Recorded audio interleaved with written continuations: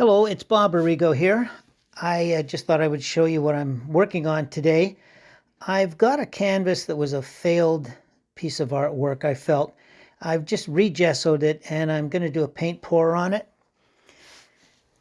I am traditionally an artist that works with brush and oil paint or sometimes acrylic or a palette knife on canvas or a wood panel. So liquid paint pouring is something new for me, but I find it very interesting. And I think I've chosen some colors here that are going to work really well together.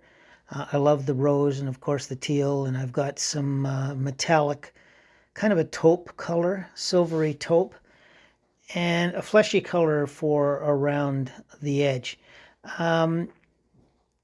You've probably seen there's a lot of videos on YouTube, tutorials and things regarding paint pouring. It's really interesting.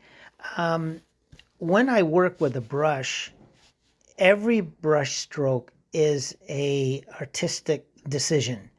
Every brush stroke is a choice. With paint pouring, you don't have that kind of control. Once you commit the paint to the surface, it starts doing its own thing. The pouring fluid and the additives, if there's silicone in it or glue, water, and the paint, there's so many different variables and recipes, they all start reacting to one another. And so complete control is not possible because the paint starts taking on kind of a mind of its own. And it is a learning process, but like I always say, we're not doing something with bricks and mortar. I'm not putting up drywall. It's just paint. So whether you're working with a brush or a paint pour, once it's dry, if you're not happy with it, you can just paint over it. There are some tools like a hairdryer here that I can use to manipulate the paint a little bit. You don't have the type of control, as I say, that you would normally have working with traditional mediums.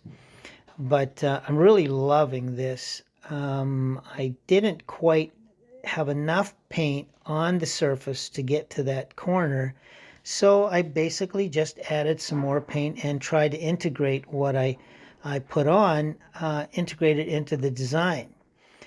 As you can see, I'm blowing it. The turquoise, or the teal color that is lying underneath the pink. When I blow it, the turquoise is such a dominant color that it is overwhelming some of the other colors. But I don't mind because I love the color. And what's happening is, I just love it. Look at the detailing. It's just beautiful. Cells and lacing, all acting together and complementing each other. It's just telling a story. Those colors are just telling a story. It's just amazing. So that's how it goes. This canvas is 18 by 20. And I'm just trying to show you some of the detailing on this. Around the edges, I had a lot more cell action happening because the paint was thinner there. And it seems to be responding with some cell development.